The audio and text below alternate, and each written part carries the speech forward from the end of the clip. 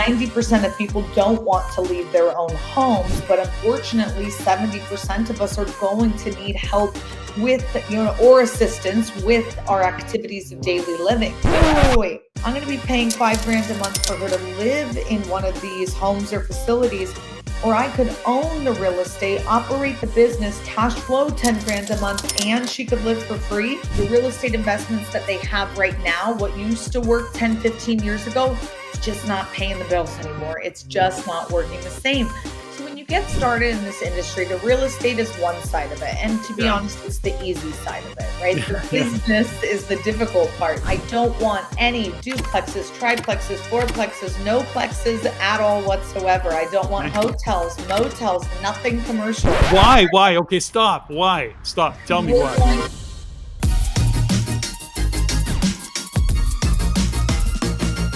Isabelle Guarino, welcome to the Everyday Millionaire podcast. Thanks for joining me.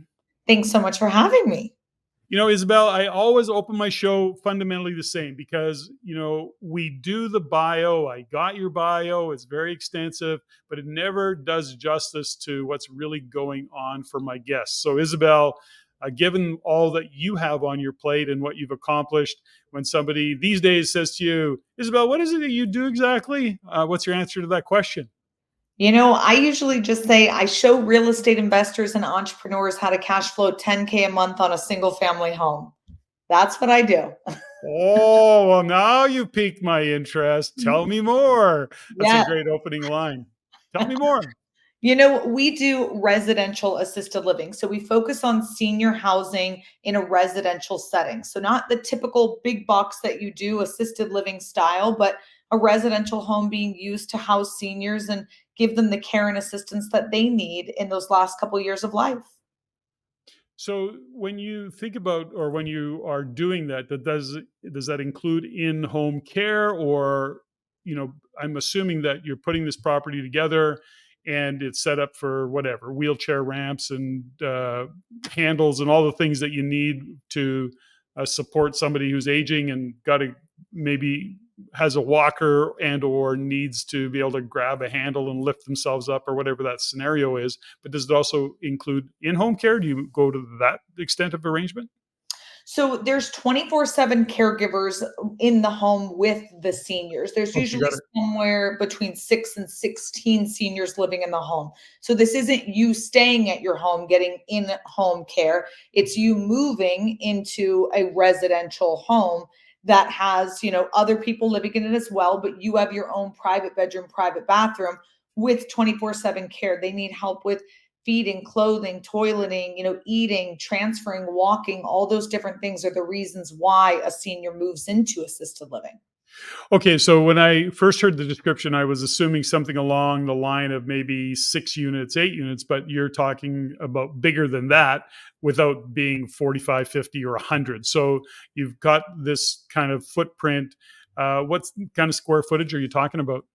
Think 300 to 500 square feet per resident. So with 10 residents, minimum of 3,000 square foot house is very comfortable. Upwards of 5,000 works as well. Now, does that have a common area and all the things? I'm assuming a common kitchen and or common dining area, that kind of thing?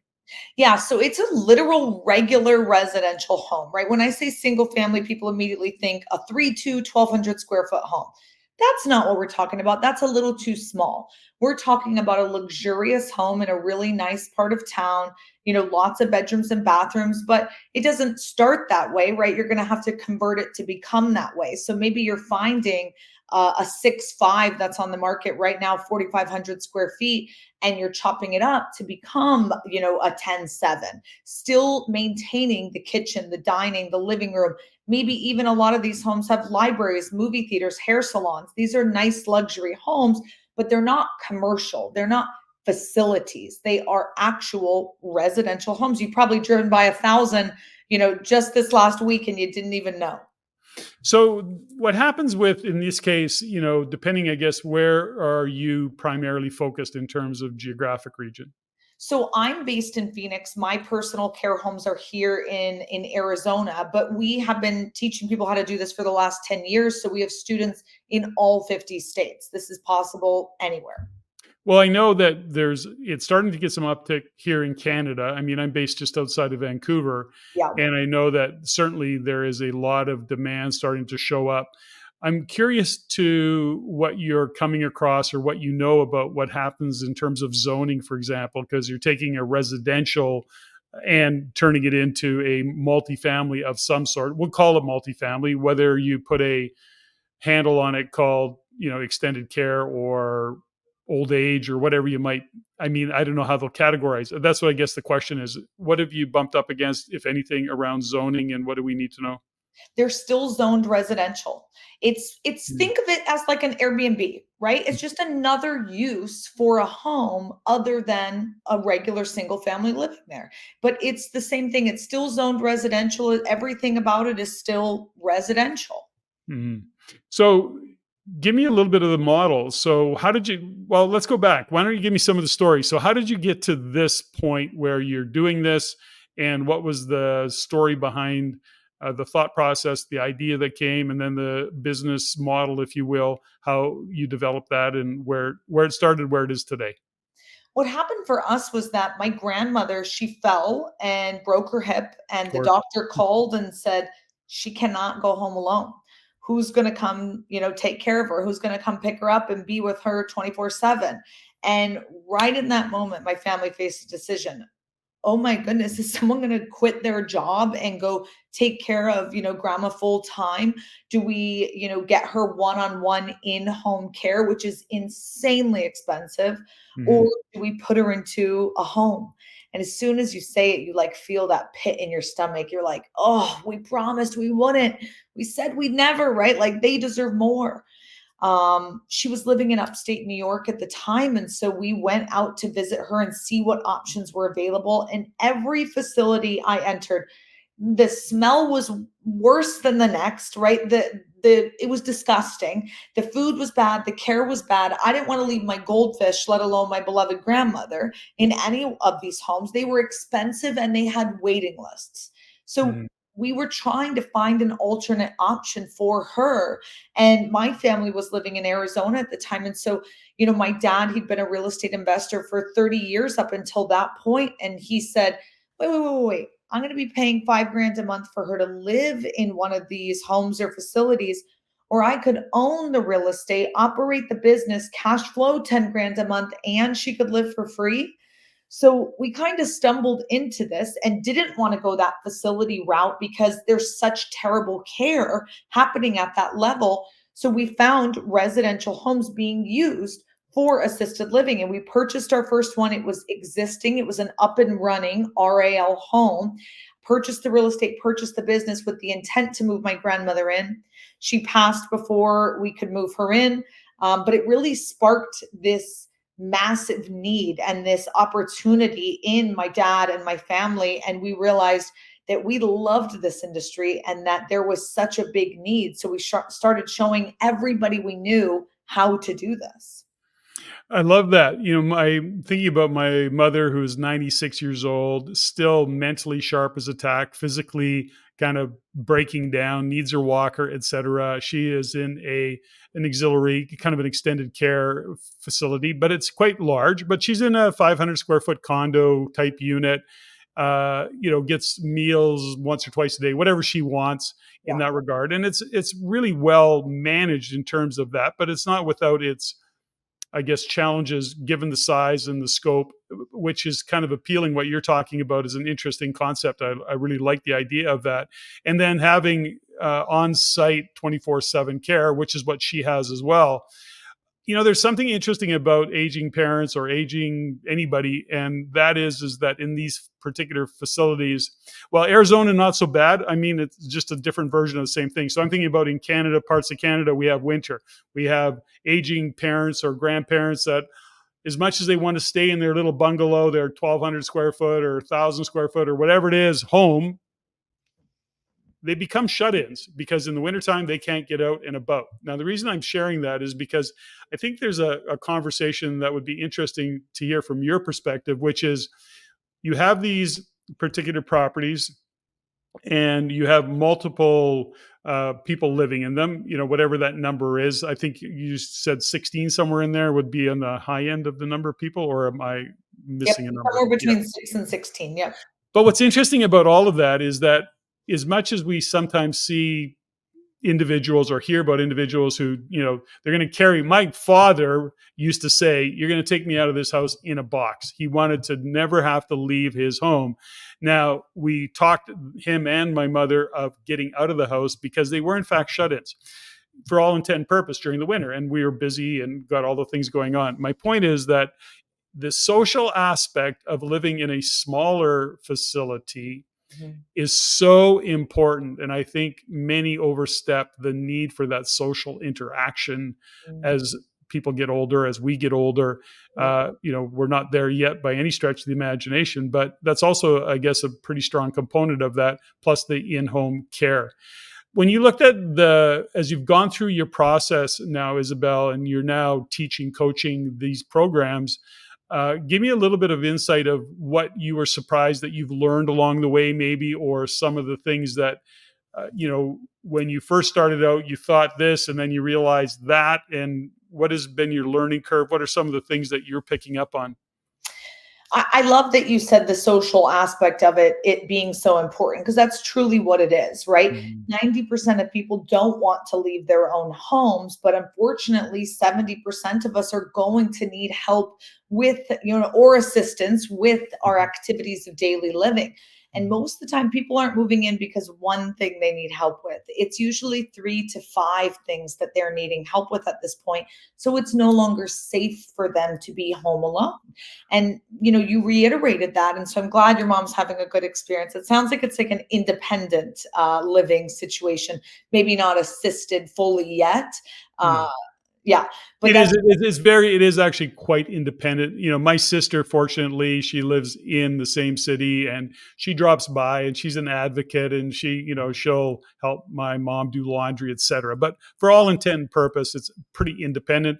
And for those individuals who are as mobile as my mom is, given that she needs a walker, it works really well. And then they have different levels, and which is interesting. It comes back to the question within your scenario: do you have a range of what services you would provide? So in other words, in this particular housing unit, I'll call it that, this residence, do you have different ranges and say this residence is up to this, or how do you break? Oh gosh, I got so many questions now. I don't want to take you off track. Go No, ahead. you're fine. You're fine. So it's what you're describing, at least what we call it here in the States, is a CCRC, a continuous care retirement center or community. Basically, there's one large buy-in. Typically, it's between 100,000 and I've seen upwards of $3 million one time upfront. You Mhm. move in when you need independent living, and so they have a lot of services for you, but not everything you need. And then as things progress, then you move into assisted, maybe memory care or skilled nursing.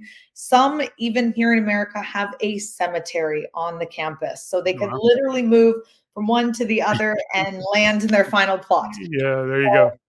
It is wild. Those are typically very large campuses with a high buy-in. So we're focused on this one piece of it, which is the assisted living. And Got if it. you need memory care, you can get licensed for that. You're allowed to do that in a residential setting. You're allowed to do independent living, but it's a lot harder, like you mentioned, to convince your loved one to move out of their own home when they don't really need the help yet. Once they have that first fall, once they have that, oh, I drove somewhere and I forgot where I was, I didn't know what I was doing and I was walking around a grocery store. Once those things start to happen, it becomes easier to have those conversations as the adult child. But what you described is like, we're focused on that residential or that memory care, either one of those and or both. But it is hard to have those conversations to even get the ball rolling, to even get them Mhm. considering this. It is easier when they're moving into a home instead of a home like scenario, right? And so that is why we focus on that, as well as the better care that they can get in a lot of we call them big box facilities, right? A Brookdale, Sunrise, Atria, these large commercial facilities that have Mhm. 100 plus residents. They may have one caregiver for every 30 residents. Wow. That's not okay. That should No. be illegal. If it was kids, it would be illegal, right? Yeah. And it's bad. In our homes, we suggest a 4-to-1 or 5-to-1 ratio. So the quality of care goes through the roof, like the attention to detail. They're no longer being called a number, they're being called by their name. They're no longer like this nameless, faceless person where it's like, hurry, I got to change your diaper and get on to the next one. Boom, boom, boom. Or double diapering them and just leaving them because there's no time to attend. None of that is happening in our care homes. And that's what we wanted to focus on. I wanted a place that I was like, my grandma's going to love it here. She's going to be respected. She's going to have dignity. And I'm not born to be a caregiver. So it couldn't be me. But what I am born to do is to help open businesses. And so it was that perfect marriage of how do I fix a problem, but also do something that I know I'm good at, I know I'm skilled at. I love this concept, and as you're talking about it, I'm got a whole list of questions that I want to get into. And I know that, again, I know that you're coaching this stuff and that you teach this stuff, and we'll make sure that if people want to learn some stuff, we'll talk about that in a minute. But give me some insights. So are you looking, so you're seeing whatever listing you're seeing, however you find that listing of this particular property. Give me some idea. Number one is that what makes for an ideal property? So all of a sudden there's this 5,000 square foot house. I think that depending on what state you're in, they're not going to have basements. Some will have what we would call walkouts or whatever it might be. Give me some of the kind of parameters that you're looking for in a property, number one. Number two, do you then have your own construction team or general contractor that you say, okay, move in, we're doing this house, here's the layout, here's what we want to do. You go through all the things that you go through in terms of design. And so give me a little bit of understanding of what your model is in how you're doing it. So the first thing that you are looking for when you're choosing a home for this is the demographics, actually. I Mm, want to be in an area where you probably are, right? You are we call it son Bob or daughter Judy, right? The adult child of the senior loved one. You want to be close to them. So demographics wise, I'm typically looking for an average age population where majority of people are between 50 and 70. They're upper middle class, making twice the median income, usually a college grad and a homeowner. mm, Wherever they live, eat, work, sleep, play, that's where I want to be because mm, they do not want to drive 45 minutes down the road just because it's cheaper. They mm. want to drive 5 minutes on their way home from work because they want to believe that they're going to come visit mom or dad all the time, right? You said your sister is able to be there and be more hands-on. So she's the daughter Judy, right? Yeah, And you're yeah. the son Bob. And that's what you want. You're like convenience. Where can I go every weekend? Where can I make it easy to come by? So demographics is that first thing because that's also going to lead us to the area where there usually are larger homes. If it's a more affluent area where people are making twice the median income, those are usually going to be a larger square footprint. So that demographics is going to be a number one key. And then obviously a larger home, 300 to 500 square feet per resident is good. We're looking for things zoned residential. We're looking for potentially based on which of the four routes you choose to get started, like is okay, if you're going to build custom, like ground up, you're looking Mm, for land. So the land needs to be in that area with all those different stipulations. If you're going to convert a single family home, I want something already quite large to start with so that it's not taking me as long with the renovation. The third way to do this is lease a home to use for this. So someone else already fixed up all the real estate and got it ready to go. And I'm just going to come in and lease the business from them. The mm, fourth is to buy an existing. In the US right now, there's 30,000 group homes that exist across the country. So there's a lot of them that are being run mom and pop, and you could come in and you could buy their business from them. But like we did in that first one we got started with. So depending on which of the four, it's going to range like what you then do with it. But we do have floor plans that we give our students so that they can kind of go to their architect contractor and say, this is what I'm looking to do.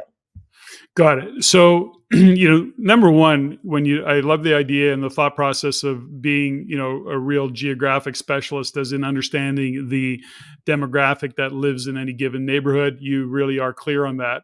And that's kind of cool. Now, are you, for your particular business model, are you now doing some development, or are you actually, or are you looking more for, okay, this unit looks great, turnkey, somebody else has done all the heavy lifting, I'll come in, buy the unit and or that business and take it over? Or is it a combination of both, I guess, Isabel? It's a combination. I always say be open to opportunities, because if you are like dead set on, I want to get the land and custom build, but then an opportunity comes up to buy one that's cash flowing really well and it's lucrative, it's like don't corner yourself. You have to be open to opportunities. So I always tell people you can have a favorite of the four methods, but be open. You don't want to say no to something that's great right in front of you right there. Well, I guess, first off, when we look at the demand, I mean, the demand is not going away anytime soon. The waiting lists in the US, the waiting lists in Canada, all we hear about is waiting lists, the cost, the poor care or the mediocre care. I'm, very fortunate. We feel very fortunate that my mom is in the facility that she's in.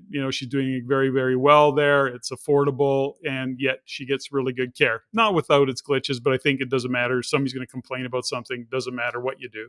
But then ultimately, let's go back to the business model, because you're talking, let's say 16 at a max as a number. You, with through your dad, he had the revelation going, what, we can do this and we can charge that and we can cash flow this much. I mean, to me, this is like a no brainer business model. Not to say that, and I know that it is being done to some extent in Canada, but it's interesting is that as much as I'm in the industry, this one hasn't shown up for me a lot. What has shown up for me recently is somebody who is organizing a bunch of 60-year-olds to buy a property, a collective property that they set up as their forever home. But let's say there's 6 units in it. They collectively go in and buy those units, and they live in that kind of common space, if you will, with the future in mind. In other words, this is what it's going to be. These are the people in the hood. This is how we're setting it up. This is how we're paying for it. And they create a model around that, which I thought was kind of an interesting way to do it. They've got their future already lined up, their social, their layout, all of the rest of it. But this is really, really interesting. Now, where do you get your care from? So, in other words, are you now responsible for the home care, or are you hiring uh, an outside source? Is that a third party source that you're bringing in? So when you get started in this industry, the real estate is one side of it. And to be Yeah. honest, it's the easy side of it, right? The Yeah. business is the difficult part. So I love that you're asking about that, because really you, the real estate expert or entrepreneur, you're not going to be doing any of the day-to-day care. You hire a licensed administrator who's going to hang their license on the wall, get approved through the state, all of that good stuff. And they run all the day-to-day within the home. They do the hiring, firing, onboarding, training, retaining of your caregivers. So if someone calls out for their shift, you don't get a phone call about it. The administrator does. And they Mhm. fill it with another caregiver or do the work themselves.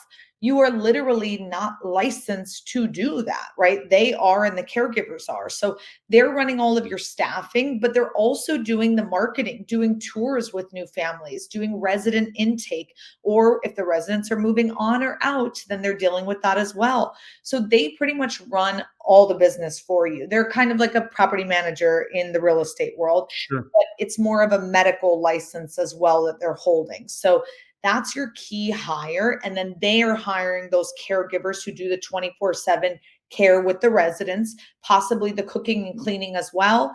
And if you're a higher level home where you're going to have a private chef or activities director or all these different things, that administrator is also responsible for hiring any of those independent contractors. So they are your key player and they kind of run the whole day to day for you.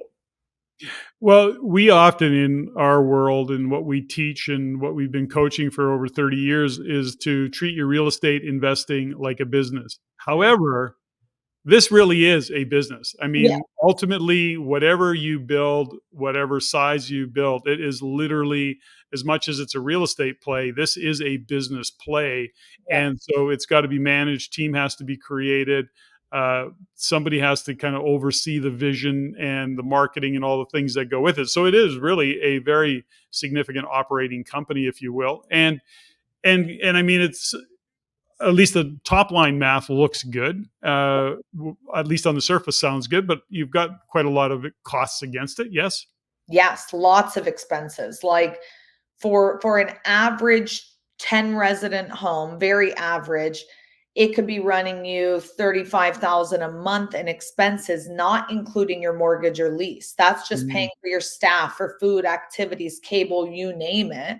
Mm-hmm. Maybe 10K in mortgage. So if you're bringing in 5,500 times each of those 10 residents, that's 10K net take home to you as the owner operator, but Yeah. expenses, they're hefty. Yeah.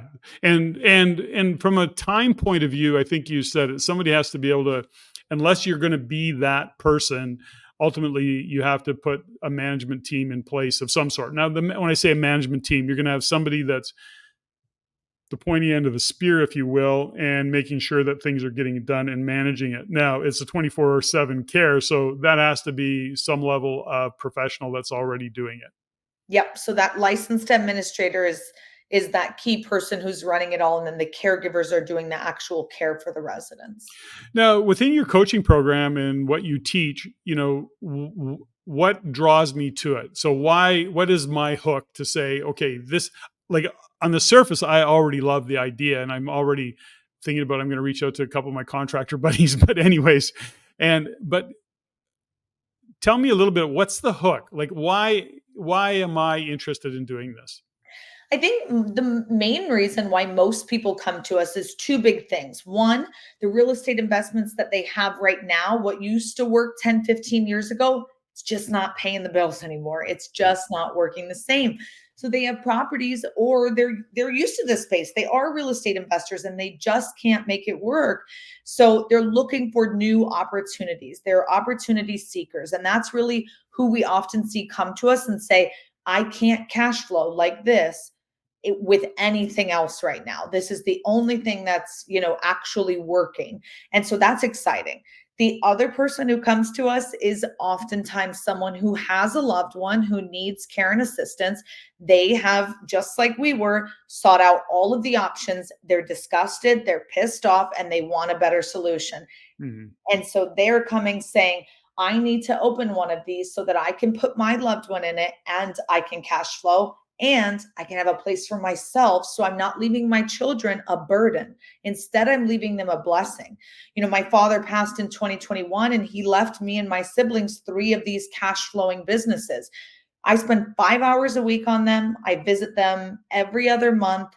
They are as passive as you can get when it comes to real estate investing, in my opinion, right? Some Yeah, people say 5 hours is not passive, whatever. Okay. whatever. Yeah. But they're quite passive. And that's a beautiful thing to pass to your kids, to say, hey, I've got a place for grandma, for me, and a business that you can just pretty much maintain and cash flow well. And now it becomes a family thing where whoever needs it, an aunt or uncle calls, I ever need it one day, great, I've got a bed waiting for me, it's all set up and ready to go. So oftentimes we see opportunity seekers in the real estate space and people who realize that this is going to be a coming issue, or it currently is an issue in their life, and they're seeking a solution for that.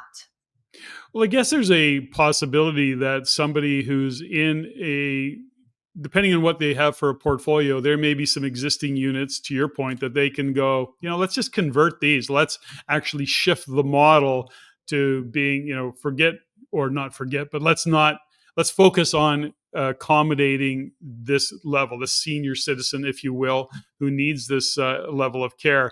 So it gives you another option, another way to actually increase cash flow and or repurpose the property and make it work. Now, is there some economies of scale that you've learned, Isabelle? In other words, a fourplex, nah, doesn't make sense. 10 works, 16 is ideal, or whatever that number is. Is there some numbers in there that you've discovered that work best, or even property types, for example? Yeah, I don't want any duplexes, triplexes, fourplexes, no plexes at all whatsoever. I don't want Okay. hotels, motels, nothing commercial. Why? Why? Okay, stop. Why? Stop. Tell me We're why. going for single family residential homes. You have to think a duplex, it's two individual units next to each other. Yeah. You just screwed over the caregiver. They Mm, can't take care of person A and person B. That's not how this works. If it's think of a mom sitting in the kitchen, the four kids playing around the house, she needs to have her eyes on all of them at one time. mm, It's the same for those caregivers. We don't want individual units. These people cannot live alone. They are like understood. a danger to themselves. Yes, They need understood. help. Understood. Got it. Okay, Yeah. so single family homes in residential neighborhoods is all I'm looking for, nothing else. I'm looking for large footprints. So usually that 3,000 to we we have students who have homes that are 12,000 square feet. Like it just ranges. Like 3 to 12 is pretty reasonable. Lots of bedrooms, lots of bathrooms. The more bathrooms the better, because it's, a lot easier to make a room than it is to make a bathroom. So the more bathrooms the better. Open floor plans, no stairs if possible, because if you have stairs you have to add a residential elevator into the home or a chairlift. So preferably single level. And then, like I said, that demographics, that's like, I won't even look at a property unless I've done the demographic research. Well, it's something you said there, which is, single level is ideal. The last thing you want to put in is an elevator. I don't know what it's like in the US, but Canada is crazy when you start putting elevators in, and the hoops you got to jump through. And anyways, we don't need to go down that path. But so tell me a little bit as well in terms of when you look at these units, are you, for example, saying, it'd be great if you had a nice big backyard or a big yard? So you really want to, what you're really trying to do is create a great environment for people to live in. Yeah. And so a thing like a backyard would be probably pretty ideal as well. Yeah, definitely. You want all the things that a regular home has. So when you walk in, you want that wow factor. You want the beautiful dining room or sitting room. You want the gorgeous kitchen. You want a backyard. You want, the most used amenities are libraries and hair salons. So if you can add a little small room, nothing crazy, 10 by 10, that's got some little sinks where the ladies can put and the men can put their heads back and get a hair wash or get a little pedicure. Like that's a Sure. great amenity to have within the home. Movie theaters, home movie theaters, that's a great thing to add in. You don't need like a full gym, right? With like a squat rack and a Peloton. They're not doing that. They have Okay. recumbent bikes and pool noodles that they usually play with while sitting on the couch in the living room. So Mhm. all those different things are good to have within the home. Backyards are great because, especially in the spring and summer, having people go outside and get that vitamin D. If there's walking paths, if there's a little garden outside or fresh flowers that they can walk by, a tree they can sit under, all those different things are amazing. You don't want to be like up against a wall. It's just not a good selling feature. So definitely a backyard's amazing. And then other little amenities within the home go a long way. Now, I mean, I guess I got to ask the question, what about small pets? Because, small dogs, a cat, within your own model, do you allow some pets? Is there a qualification to maybe consider a pet or not at all?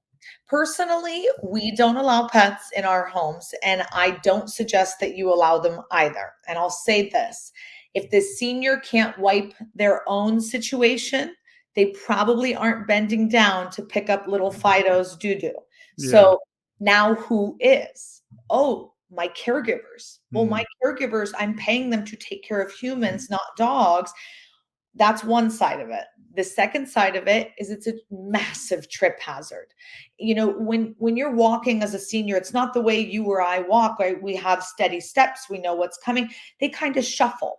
They kind of shuffle with their feet, especially if they're in a walker or something like that. It's not the same pace yeah. that you walk. 100%.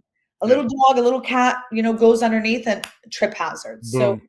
to keep the seniors safe, it's not the right move. And it's also not great because now my caregivers are dog watchers instead of human caretakers.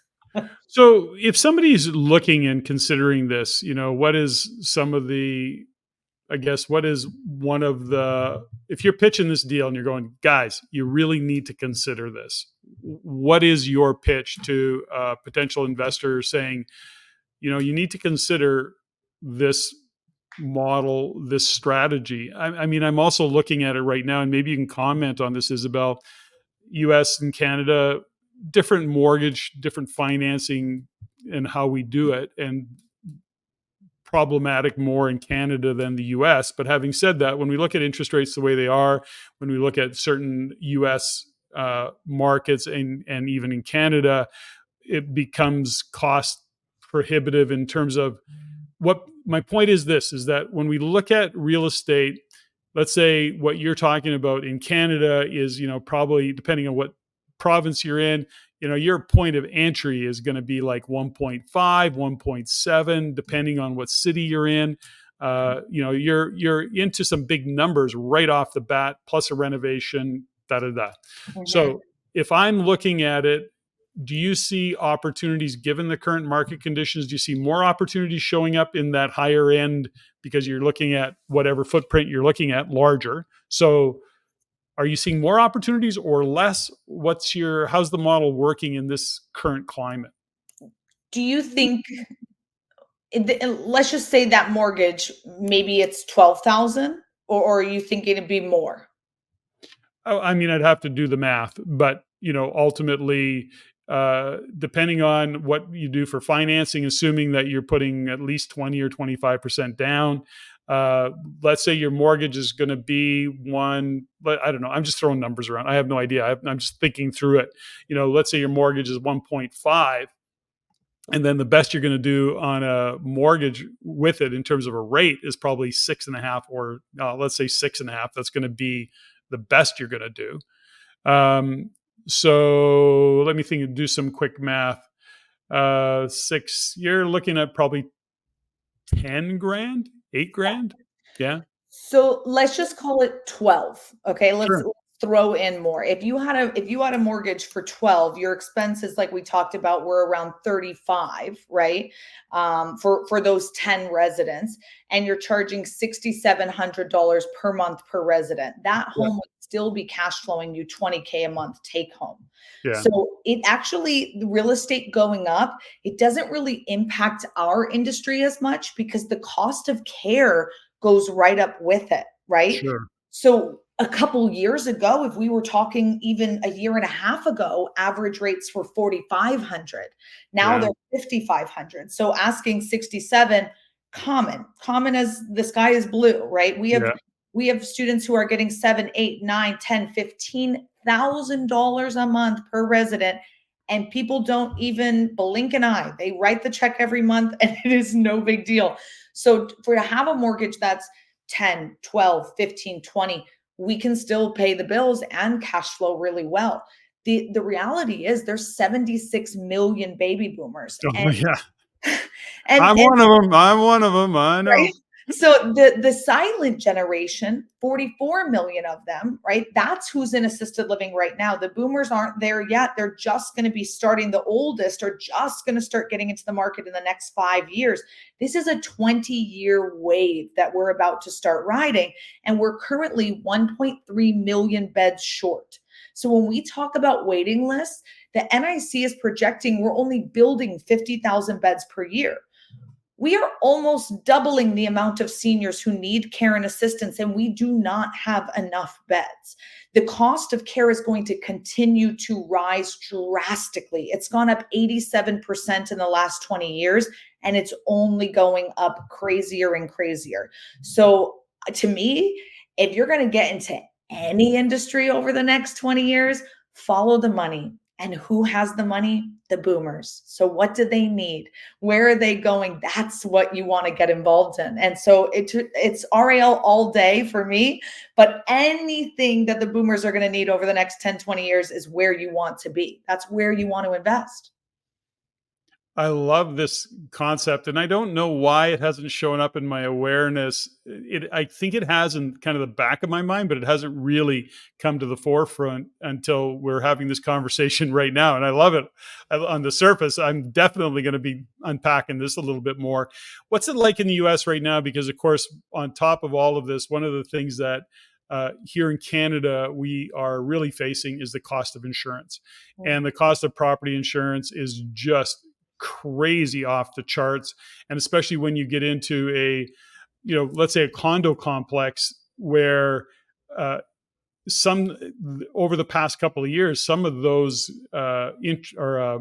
insurance rates have doubled or more in terms of what it's costing for insurance, given all of the things that are happening, not just within Canada, but even globally, and the challenges of insuring. Now, I'm assuming that there's a lot of cost to liability insurance because you're going to have your property insurance. That's pretty straightforward, relatively straightforward. Now, then we have liability, which I think is probably the bigger issue, I'm guessing. But what is the insurance parameters around that, Isabelle?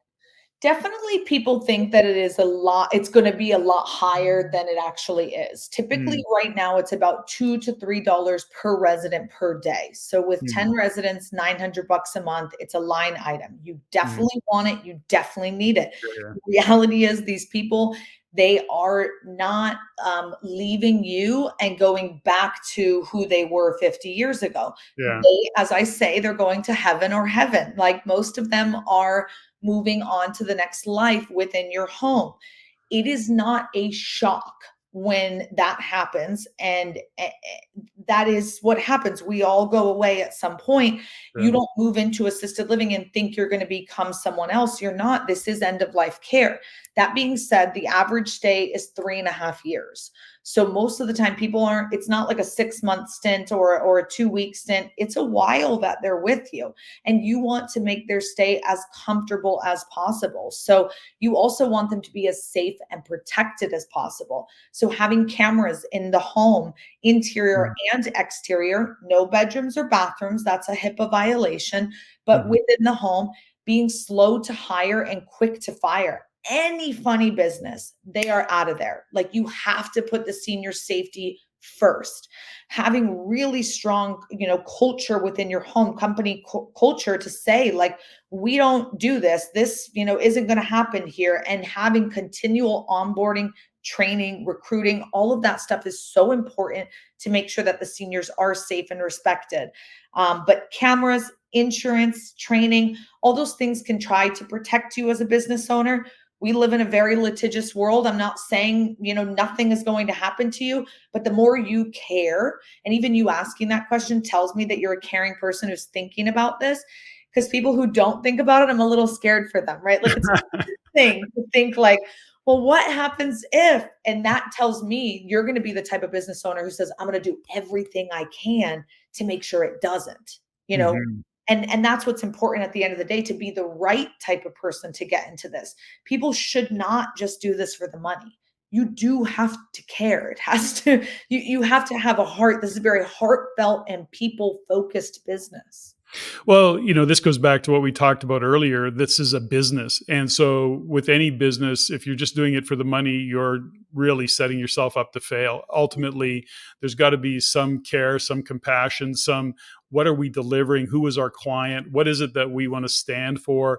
I mean, that's all part of running a successful business. If it's just for the money, that doesn't ever last. And I think more than uh, well, I mean, certainly a business like this really requires that you have some real compassion and understanding. I mean, I don't know that I think probably at this point in my life, I have a lot more compassion for it being, seniors. I'm a senior citizen, technically, officially a senior citizen. So, but when I look at my mom, I go, I want to make sure my mom is looked after, and so for me, that kind of business model means that what can I stand for? How do I look after people? And I think I love the whole concept around it. And when you look at what you're doing right now, Isabelle, when you got into this, I mean, I don't know that so you worked with your dad originally on the thought and the concept.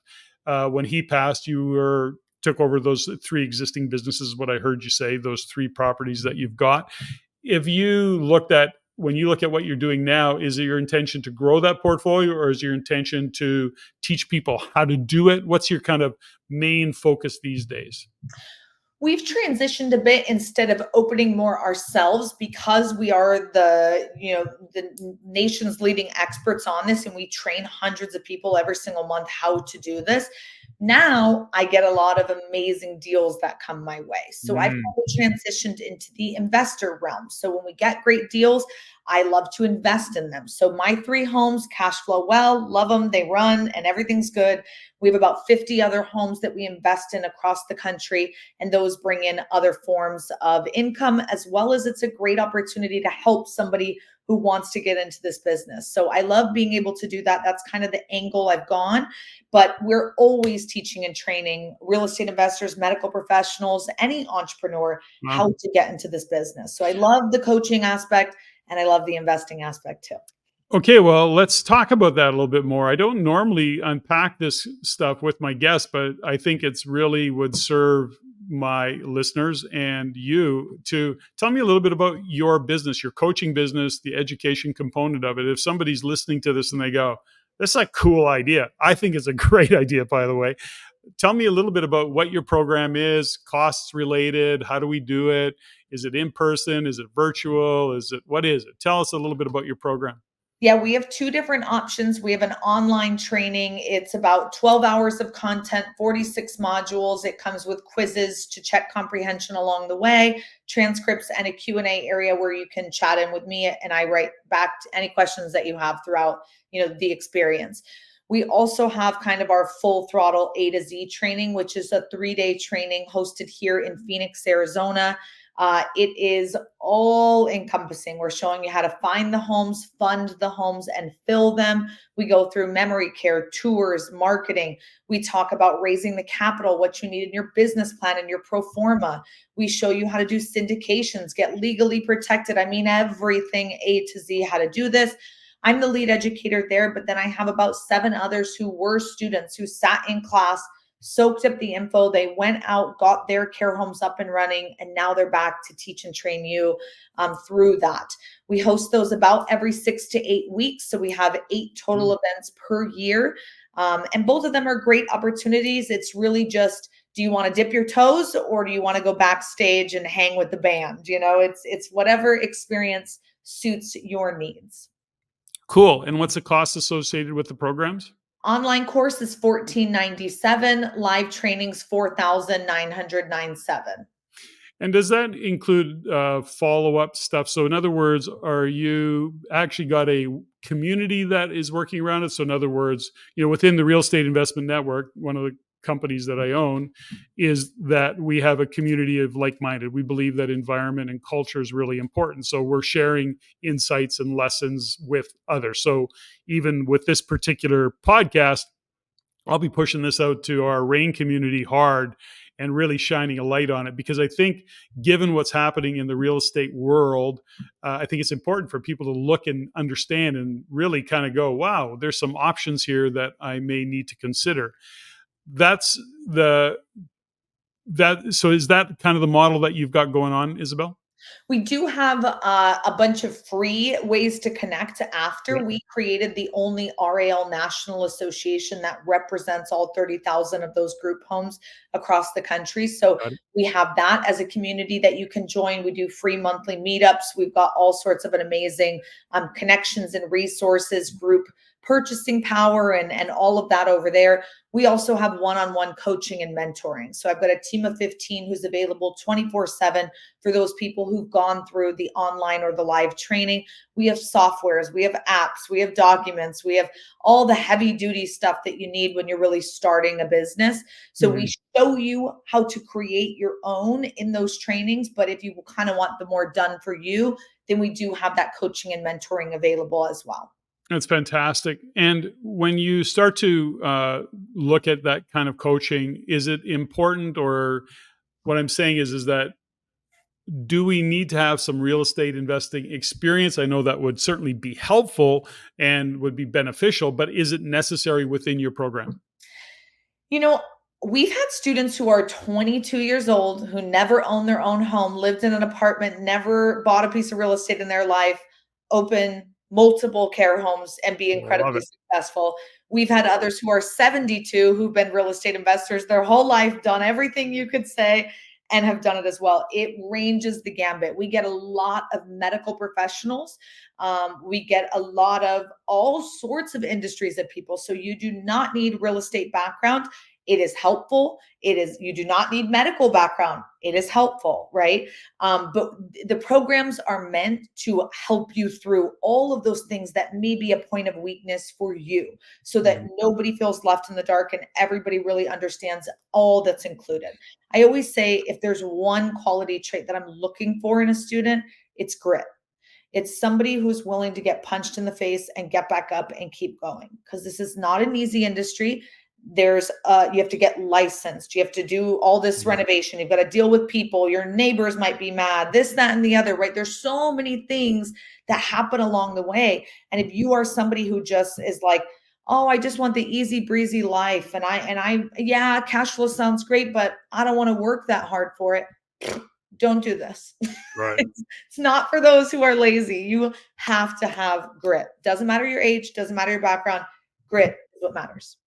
Oh, I love that you're straight up and honest about that, because we often see these programs come out and everybody's talking, well, it's easy and you're going to make $10,000 a month cash flow. Okay. Yeah. Well, let's see what what it really takes. And that's what stops many people from just investing in real estate full stop, let Yep. alone investing in real estate and then adding a real strong business component to it, which is an operating company. How have you been in terms of finding the, I guess we'll call it the in-home care management, that management or that in-home care team? Uh, I don't know what it's like in the US. I haven't, I don't know what it's like in the US. I don't even know what it's like in Canada, to be honest with you. How is it? And I know that in-home care is available. I don't know what it would be like to have an administrator who does that as a full-time and then manages a team of people coming in and out of that property. How is it for you in finding that? Because I would imagine that's one of the challenges. One of the biggest challenges, Mhm. the number one most in demand job right now, at least in the US, is healthcare workers. Mhm. So this is a huge nationwide, and I'm going to guess worldwide, because it's the Yeah, world war that sparked yeah, off the baby boom. yeah, So yeah, yeah. I'm going to guess worldwide.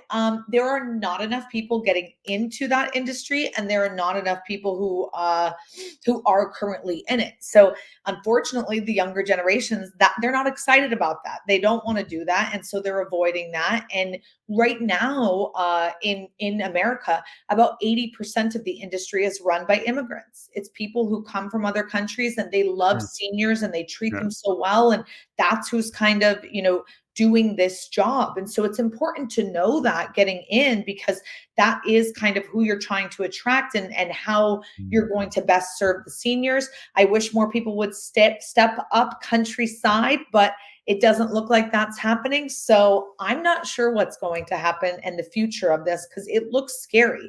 What I do focus on is how do we find the best of the best and train people who have the right heart to have the right skills to do this. And we focus really heavily on that, because really, if you're not going to be in it on a day to day, your team is everything. mhm. So you have to build the right team. So, yes, there is a lack. Yes, there is a shortage. I will not deny that. We have a massive worldwide crisis that I don't know how we're going to solve. But what I can control is what's going on in my businesses and what's going on in the students who I work with, their businesses. So that's what we try to control and help improve every day. Over here, it's the question I ask myself every morning. I don't know what we're going to do.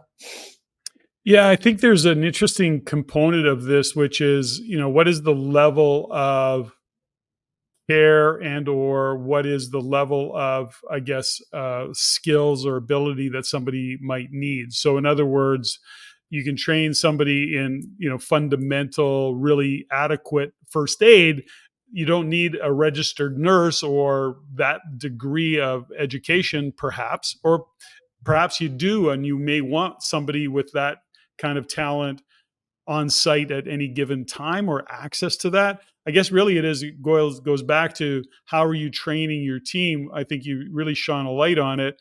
Uh, I know people who've gone through recent training, first aid training here in Canada, and the qualifications have gotten quite extensive. In other words, from CPR to different treatment in terms of first aid if somebody was in an accident or falls down, whatever the case may be.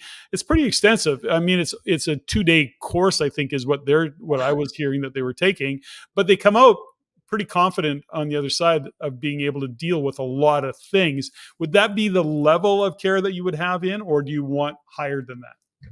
You don't have to have a nurse. In most all of the 50 states, they do not require a nurse to be on staff 24/7. What Yeah. they may require is, hey, there needs to be a nurse who comes to pass the pills. The caregivers are not licensed to do that. So typically you'll have somebody who's like a retired nurse or whatever, and their job is to kind of go around to all the local care homes. They count and pass the pills, go to the next home, count and pass the pill. You're not paying them a full nurse's salary. Yeah. They're in your home for no more than 20 minutes, right? You're just paying them to do that one duty. For the most part, the caregivers, they are licensed CNAs or HHAs. You can get those sometimes online, depending on your state, and a lot of times at like a community college or like a trade school, you can get that Mhm. degree, diploma, qualification, whatever we want to call it. And it ranges, but for the most part, they're just licensed HHAs or CNAs. And oftentimes they're paid a couple dollars more than minimum wage, maybe $3 more than minimum wage. It's Yeah. not a high paying job and it's hard work, which is Mm. also part of the problem is, well, why is someone going to work super hard and not get paid well? I'd rather go work at Chick-fil-A where I get paid the same, Sure. and I don't have to work that hard. So it is a systemic problem that we have. And even if Yeah. I fix the problem in my world, okay, I'll pay my caregivers seven more dollars, plus minimum wage. It doesn't fix the problem, right? Like, Yeah, I think that's a real that there's part of it which you mentioned earlier, which is culturally, when you look at the immigrants that are coming into either Canada or the US, certainly culturally you have to look at the culture, and then just by the nature of that culture, they're more caring than others. I mean, that's a pretty obvious one. But having said that, then you have to be able to find the people that culture aside, they have that's kind of how they're hardwired. That's their operating system, is to be caregivers, to be givers. And I think that's really an interesting aspect of it. The I had a whole other question that I wanted to go on. So I'm finding this really interesting. I love the conversation, by the way. So good. when you look at I mean, so at that point, it really is that main administrator having somebody with some experience along that line would be really important.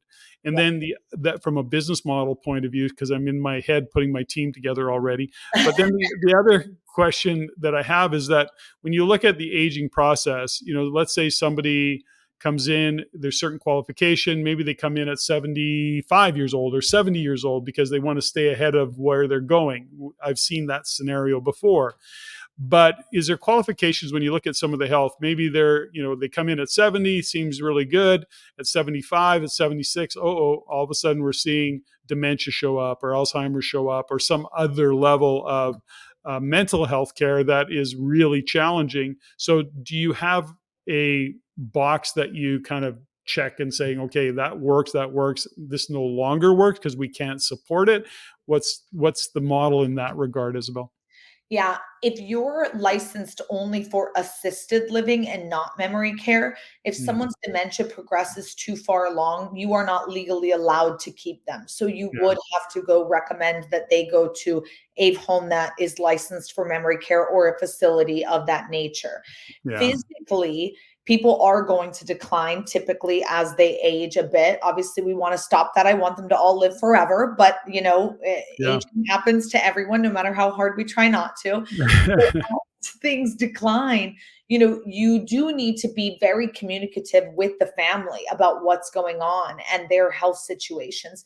The resident is still seeing a doctor typically. A lot of times they switch to like an in-house doctor, somebody who will come visit the home, kind of run vitals, do checkup, check on medication, kind of get them all sorted. And then the doctor goes to another home. And same thing, kind of like the nurse we just talked about. So many times they'll do that because it's a lot of effort for that senior to get up, get in the car, drive 20 minutes, go up the elevator to see the doctor. Okay. And then back. It's a lot. So it's easier for them when the doctor can come to them and help out. But things do progress as people age. And if you can no longer safely take care of them, you have a couple options. Number one, you can obviously recommend them to go to another home. Or number two, you can offer to the family, hey, we don't have the support and system to help your loved one, but I'm willing to bring on an extra caregiver to be with your loved one on one. The cost Mhm. is going to increase because I need to be able to pay for them. So either you can go to this other home or facility, or you can, pay for this extra caregiver to come in so we can support your loved one's specific needs. Sometimes that happens off the bat. If somebody comes in and they're 500 pounds, they're a two-person assist. So you Mhm. need an extra caregiver to be there to help them do certain things. So sometimes it's in the beginning where you have to have that conversation. Other times it's later on. But if you're not licensed to take care of something, or it's going to disrupt the whole home, like now you have everybody who's a two-person assist, that's a lot going on. Mm. So I usually like to accept a variety of acuity. So a bunch of people who are walkie-talkie, they don't need as much help. A couple people who are higher need, and maybe one or two people who are extremely high need. This helps within the home. It helps kind of vary for the caregivers, and it gives an opportunity, because somebody who's high, even though we say the average they might be paying is that 6,500, that means someone might be paying 4, but someone else might be paying 10 in the exact same home, because it's not just bedroom, bathroom, it's Sure. level of care. And that Yeah. that varies greatly. So you've been really generous with your time, really generous with your information. And as we start to kind of wind down, just I want to start heading that direction. There's a couple things I want to ask you about. And as much as it's about somebody else, it's a little bit about you as well. You said something earlier that, if somebody is interested in this, you got to be willing to do the work. This is a business. You got to take it on as a business. You got to be excited about the model, the mission, the purpose, what's behind it. You have to have certainly some compassion, some empathy. You got to look at that client that you have and go, how can we look after this client in a really powerful way? From a business model, I'm going, gosh, we talk about what's going on in the real estate investment world right now. I mean, as rental housing providers, in any business, what do we want to know? Well, we want to know that we've got a lineup of clients who want our services. All we have to do is make sure we're providing. Well, we've got a never ending lineup of clients that are coming our direction more and more on an ongoing basis. Yeah. None of it's easy, but conceptually it's simple. Tell me a little bit about, when you look at your own journey, Isabelle. I mean, you're still young. You came into it honestly through your dad, and what was your own kind of journey? So what kind of individual, to your point, you need grit, you need tenacity, you need resilience, you need some business savvy that you either have or that you're willing to take on.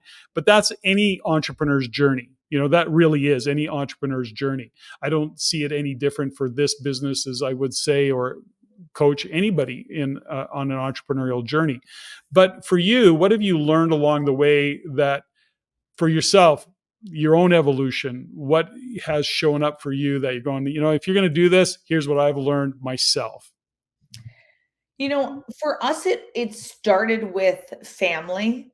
Uh, like I shared, my grandmother needed the care, and my dad, without hesitation, jumped up and got into a brand new industry, knowing nothing, no one there to guide him or show him, Figure shit out.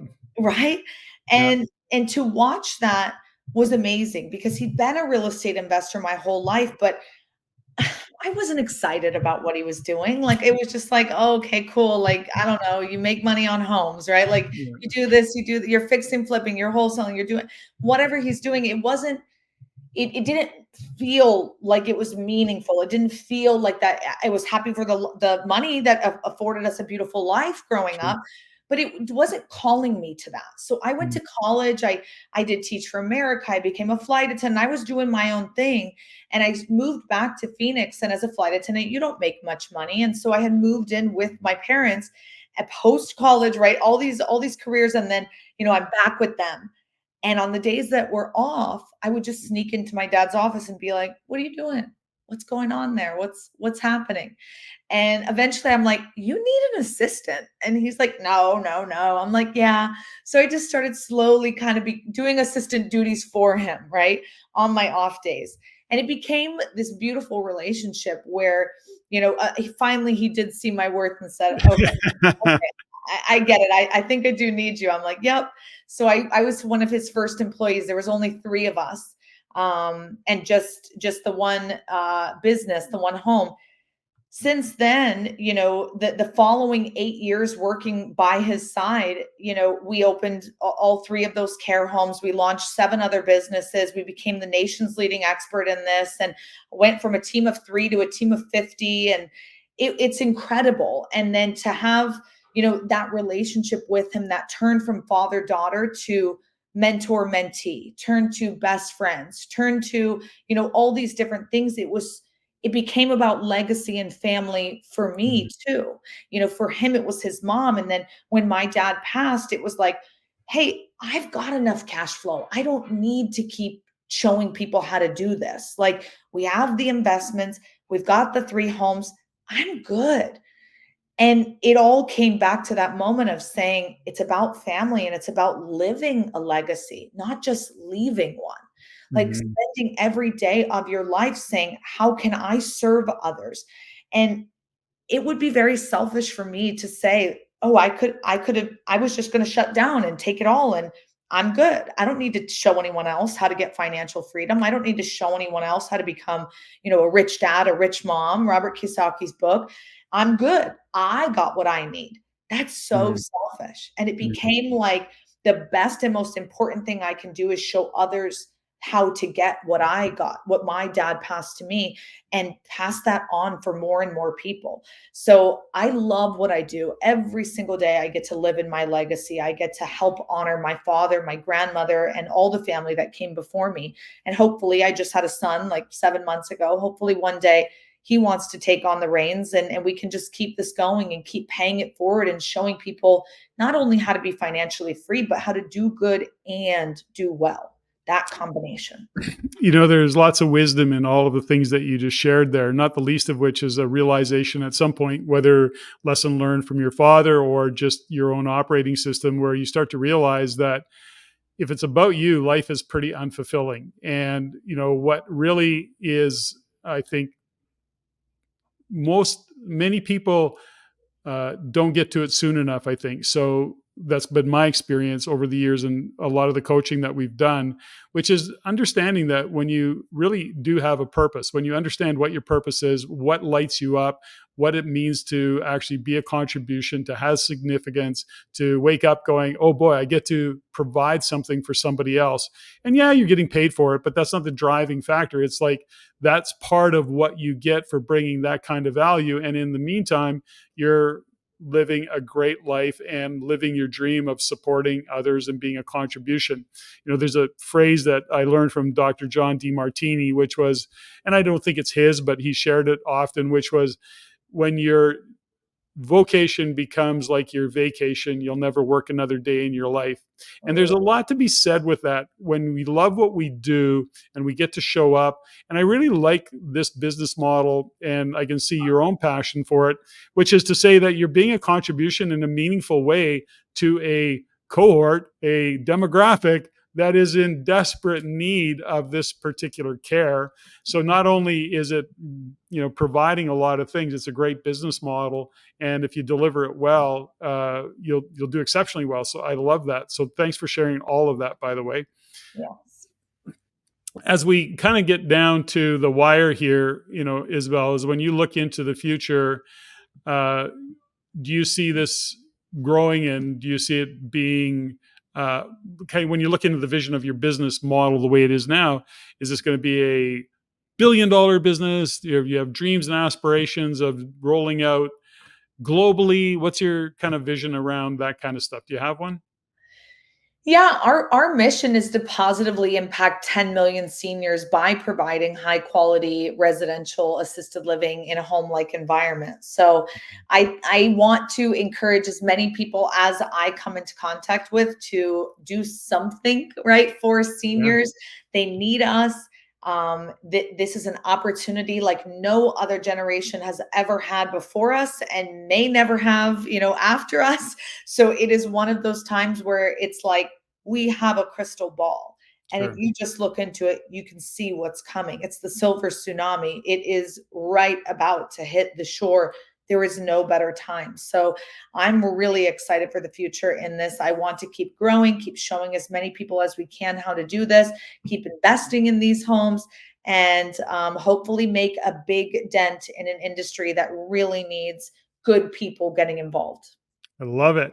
Okay, so as we wind down, I like to have what we call rapid fire questions. They're maybe not so rapid fire, but it's just to kind of have some fun as we wind things down. You ready? I'm ready. Okay. Android or Apple? Apple, Okay. Are you Apple through and through? through and through. Always been Apple? Yeah, pretty much.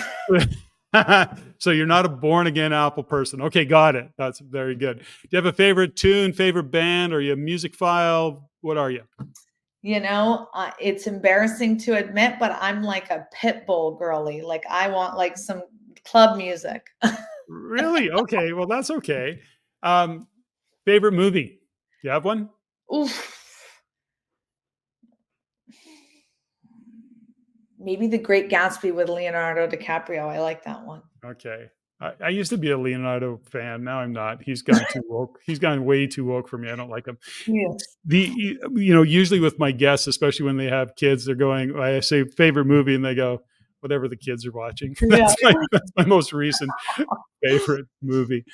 Your room, your desk, or your car? What do you clean first? They all stay meticulously clean, but my desk, I can't work with a messy desk. Oh, are you a little bit of a OCD on the clean thing? OCD, the whole house is spotless at all times. Ah, well, good for you. Okay, well, that's good. That's Even with a little, and that's a feat. So, we'll see how long that test lasts. But yeah, then again, you just have to put good people in place. That's all yeah. that really matters. And so if God exists, what do you want to hear him or her say when you get to the gates? Oh, well done, my good and faithful servant. Beautiful. And Isabel, what are you grateful for today? I am so grateful for, I'll say this actually, I'm really grateful for opportunities to speak with people like you who are genuinely curious, who want to learn, who want to know more. This is so fun for me just to have these conversations. And hopefully, everyone listening, if this is intriguing to you as well, you check it out and do something, to help this community. So I'm grateful for this podcast today. Thanks for having me on. Yeah, beautiful. And I would be remiss to say that I am very grateful for the opportunity to have this conversation with you. Spark some great ideas, by the way. I'm always grateful for my health and my family. And again, the opportunity to meet individuals like you who have a real passion and a real purpose. And thanks for joining me today. Thanks for having me.